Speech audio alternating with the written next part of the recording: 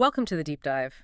We're here to pull out the real gems from some pretty complex stuff. And today, it's definitely complex. Absolutely. We are taking a big leap, beyond the everyday physical. We're looking into, well, intentional soul exchange. Mm. And souls may be coming from elsewhere. Exactly. Walk-in souls and star seeds. Big topics. Huge. And they really ask you to stretch your idea of, well, self. So, to make sense of it all, where do our sources ground this? What's the framework? It really hinges on one core concept, the Akashic Records. Okay, the AR, that's our anchor point. Yeah. So maybe just quickly, for anyone listening who's maybe not super familiar, Okay. define the AR in this context. What exactly is it? Well, conceptually, the Akashic Records are described as this vast, non-physical library, like an ethereal database. Cosmic hard drive? Kind of, yeah. Yeah. It's said to contain everything, the complete history, every experience, thought, intention, even potential futures of every single soul, across all time, all dimensions. It's the ultimate record of soul purpose, soul agreements. Mm-hmm. And it's this idea, this blueprint, that allows things like walk-ins to even be framed as, legitimate spiritual processes rather than just random events. Right. If you accept that foundation, this massive database of consciousness, then these unusual soul scenarios become like detailed entries, maybe pre-planned options within that system. Exactly. So our mission today is to unpack what the sources say about walk-ins, how star seeds are defined, especially in like the New Age community, and then crucially look at the psychological angles and the skeptical views too. Absolutely. We want you, the listener, to walk away feeling well-informed. Understand the definitions, sure, but also the context, the critiques, the whole picture. Okay, let's dive in then, starting with that foundation. How do the Akashic Records view soul incarnation generally? So the basic idea is that souls, Mm. they're eternal, right? Multidimensional. They choose to come into physical bodies. Why? Mostly for growth, for learning, for the experience itself. And these aren't random drops. Incarnations are apparently planned quite meticulously beforehand, in the higher realms, let's say, involving agreements with other souls, guides. And normally, a soul signs up for the whole ride, a full lifetime. Typically, yes, that's the standard agreement. But the walk-in, that's like an amendment to the contract, right? Yeah. A midlife change. Define that for us, because people definitely confuse this with possession. Big difference, yeah. A walk-in, according to these sources, is a process where the original soul either leaves the body entirely or it agrees to share the body with another incoming soul. Okay. But the absolute key point is it's not hostile. It's not possession. It's described as a deliberate, fully consensual exchange or even a merger at the soul level, all agreed upon before the physical birth even happened. Consensual, pre-agreed. Right. The original soul might choose to leave because maybe its specific lessons for that life are done, or it agrees to share the body, letting a new soul step in, maybe with a fresh mission or different skills needed for the next phase of that life. That sounds incredibly complex to arrange, let alone execute. If it's pre-planned, why is it apparently so rare, do the sources say? They definitely emphasize it's not common. Estimates put complete walk-ins at something like maybe 0.4% of souls here. Yeah. Really small. Wow, tiny. Yeah. It seems reserved for very specific, maybe high-stakes, mission-oriented situations. Though, interestingly, the sources sometimes suggest that during times of major global shifts, big consciousness changes on the planet, these agreements might get activated a bit more often. Like there's an urgency. Okay, interesting. And it's never just spontaneous, right? There's a process. You mentioned stages. Correct. Always pre-planned. It involves basically four main stages. First, the soul planning stage. This is all non-physical. The souls involved map out the possibilities, the contingencies. Okay. Second, the agreement formation. Everyone consents. It has to be for mutual benefit, usually tied to soul growth or that mission we mentioned. Third, the trigger event in the physical life. This is crucial. It's the catalyst. Often a near-death experience, a serious accident, maybe a profound illness or trauma, something that creates a kind of energetic opening. Ah, so the trauma isn't the cause of the walk-in itself. It's more like the activation switch for the plan that was already there. Precisely. Yeah. Got it. It just flips the switch on that pre-existing contract, the agreement made, potentially eons ago. Right. Okay. And the last stage? The energetic transition. The new soul starts integrating into the body and the life. This is often gradual, apparently, to minimize shock to the physical system and, well, the person's ongoing life. Gradual integration. Okay, now we get the how. Let's talk about the what. The sources break walk-ins into three main types, right? based on frequency. Yes, 3 categories, occurring in roughly descending order of how often they happen. The most common one, making up about half of all cases, is the higher self walk-in. Okay, this one always felt a bit tricky to me. If it's still the same soul, just a higher aspect, how is that really a walk-in? Isn't that just like major spiritual growth? That's a great question. It hinges on this idea of separation. So the theory goes, when a soul incarnates, only a part, a fragment, of its total consciousness or higher self usually comes into the body. Right, like dipping a toe in the water. Kinda, yeah. In this type of walk-in, the full higher self integrates. That separation dissolves. So think of it like the soul was operating at, say, 30% capacity, and suddenly it jumps to 100%. Oh, okay. The core personality tends to stay consistent, but the person experiences this sudden, profound boost in spirituality. Maybe psychic gifts awaken, clarity of purpose sharpens, and it's always seen as positive, an acceleration. That analogy helps. Operating at full capacity. Got it. Okay, next up, about 30%, the shared walk-in. This sounds more like a team effort. It really is. Cohabitation. 2 distinct souls sharing one body. This is often triggered, the sources say, by something like severe trauma, where the original soul needs help to kind of keep going or fulfill its mission. That's a one soul assists the other. Exactly. And the control might not be 50-50. It could be, 90% original soul, 10% helping soul, or other variations. And the setup could be temporary, just until the original soul recovers, or it might be permanent if their combined mission requires it. Fascinating. And the rarest one, the complete walk-in. The original soul actually leaves entirely. Yes, around 20% of cases, allegedly. The original soul fully exits, maybe its contract fulfilled, its lessons learned, Yeah. and a completely new, distinct soul takes over the body and the life. Wow. Okay, if the original soul is gone, how does the new one just slot in? Wouldn't that cause chaos, memory loss, personality shattering? That's the biggest challenge and probably why it's the rarest. The integration has to be gradual. The incoming soul apparently receives the residual memories held in the soul's energy field and also the body's cellular memory. So not a total blank slate then. Not entirely, no. But the profound shifts, new personality traits, different interests, maybe new skills emerging, they unfold slowly over months, maybe years. It often looks like the person went through some radical transformation, but the gradual nature aims to avoid complete breakdown of their life structure. Okay. But the key takeaway for all 3 types, walk-in versus, say, possession, is consent, pre-planning. Absolutely. Yeah. Walk-ins in this framework are always consensual, pre-planned agreements. They're about soul growth, fulfilling missions, maybe efficiency. Possession is defined as the opposite. Well, Unwanted, intrusive, often negative. strategic partnerships, essentially. That's a good way to put it. Focused on service and efficiency. Okay. We've laid out the Akashic view of soul exchange within a life. Now let's switch gears slightly. Let's talk about soul origin, which brings us to starseeds. This feels like it moves more into a new age or metaphysical space, right? Focusing on a bigger collective mission. Exactly. That's a good distinction. Starseeds are defined, broadly, as souls considered, advanced or highly evolved, whose origins are believed to be outside of Earth.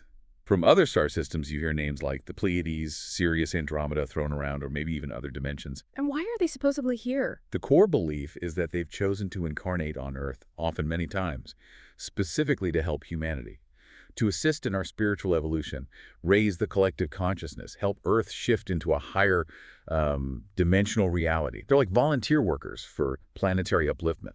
Interesting. It feels like a mix of ancient myths and maybe modern sci-fi or UFO ideas. Where did this starseed label really take hold? You're right about the blend.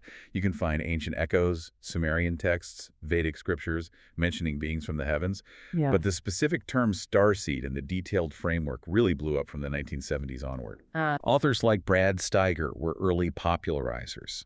Then you had channeled material, and later work involving past life regression, like from Dolores Cannon, really solidified it.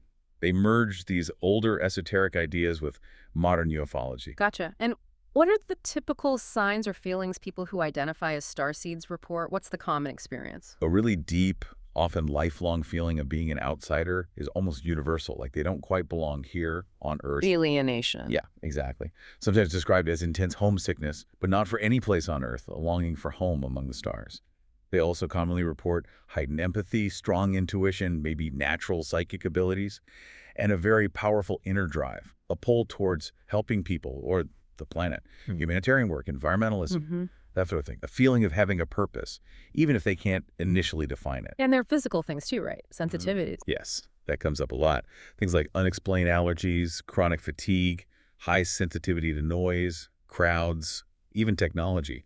The explanation given is often that it's the struggle of a higher frequency soul trying to adapt to Earth's denser physical vibration. Okay, now here's where it gets really intricate. Yeah. The different types of starseeds. It's not just one category. There are subgroups based on where they supposedly come from and what their job is here. Yes, the typology is quite detailed, mostly coming from channeled sources. For example, Pleiadian starseeds are often described as being focused on love, healing, bringing in creativity, emotional balance, kind of the gentle nurturers. Okay, Pleiadians. Then you have Sirians. Syrians are often portrayed as more logical innovators, focused on knowledge, technology, especially spiritual technology, like working with energy grids or crystals, advancing things. Logical, tech-focused. What about Arcturians? Arcturians are often seen as the intellectuals, the teachers, the healers, guiding humanity towards higher dimensional thinking, advanced energy work, building new societal structures, kind of like architects of the New Age. Architects, leaders, Right. and Orions. Orion starseeds often get described with terms like analytical, sometimes even warrior-like, but in a spiritual sense, focused on promoting justice, truth, helping balance dualities, challenging maybe outdated or oppressive systems. Wow, that's quite a detailed breakdown. It almost sounds like a cosmic personality test or, like you said, job descriptions. Does that level of categorization ever feel limiting if you're trying to find your identity? That's a really important point and a valid critique. On one hand, these categories can provide an instant sense of belonging, meaning community, for someone feeling lost. Ah, I'm an Arcturian, that's why you feel this way. Right, it clicks. But the potential downside, as critics point out, is confirmation bias. You might start filtering your own unique personality and experiences through that predefined alien template rather than just discovering your purpose organically. It can become a bit of a box. Yeah, I can see that. Okay, so if someone identifies as a starseed, there's often this idea of an awakening process, right? Moving from feeling lost to understanding the mission. Exactly. It typically follows a pattern. Starts with the pre-awakening phase, that feeling of alienation we talked about, maybe feeling purposeless, like life is just a mundane trap, a cage. Then comes the trigger event. This could be anything, really a personal crisis, a profound meditation experience, encountering specific information, or even noticing repeating synchronicities, like seeing 11.11 all the time. Something clicks, opens them up to the possibility of their starseed identity. The aha moment. Yeah. But it's not necessarily smooth sailing after that, is it? Not always, no. Hmm. Adapting to this new self-concept and the perceived mission can be tough.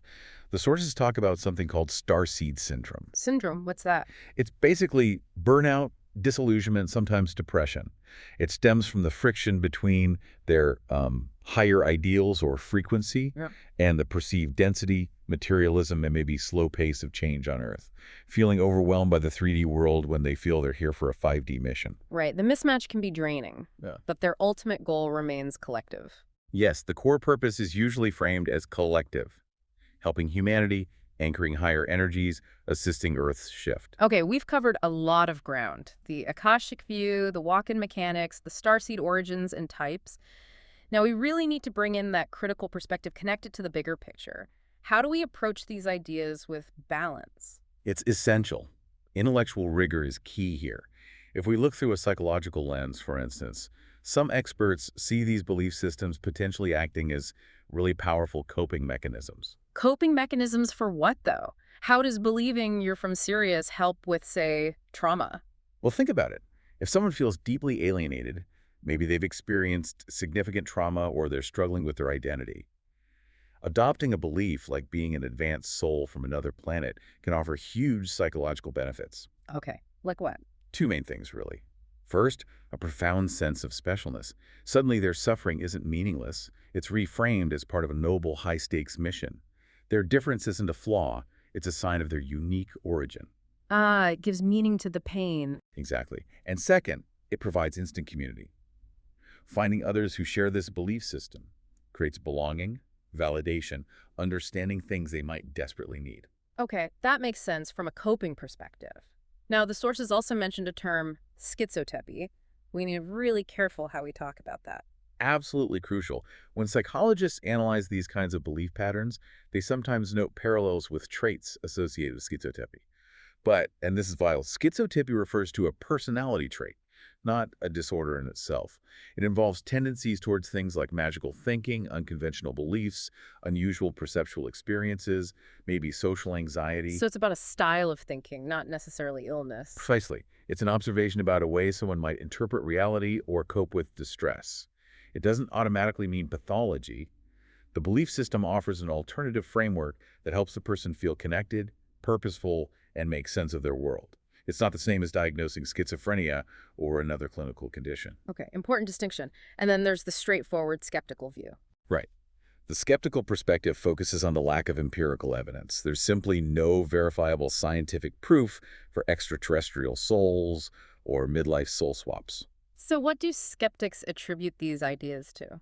They often point towards things like pseudoscience, confirmation bias, seeing evidence that supports your belief and ignoring contradictory evidence, wishful thinking, and maybe the influence of cultural narratives, science fiction, fantasy, that sort of thing bleeding into spiritual beliefs. And there's a historical caution too, right? About potential pitfalls. Yes, and it's an important one.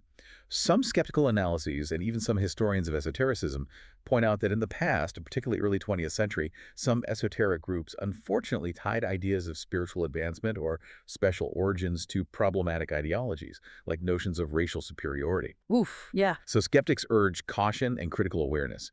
Any belief system that creates a sense of us versus them or implies inherent superiority based on, say, alleged cosmic origin needs careful scrutiny. Vigilance against elitism is key. That historical and critical context is so necessary for a balanced understanding. Okay, so let's try to synthesize all this. For you, listening, what does it all mean? How do we hold these two big concepts, walk-ins and starseeds, alongside the critical views? Well, I think the synthesis comes down to purpose and narrative. Whether you take these concepts as literal, objective truth or see them as powerful symbolic stories. Both systems offer incredibly detailed maps for finding meaning and purpose. Maps for meaning, I like that. Yeah, they both emphasize the idea of soul autonomy, the potential for intense spiritual growth, and ultimately orienting your life towards a mission of service, whether individual or collective. Okay, so summarizing the core difference one last time. Walk-ins. Walk-ins, rooted in that Akashic framework, are more about a process.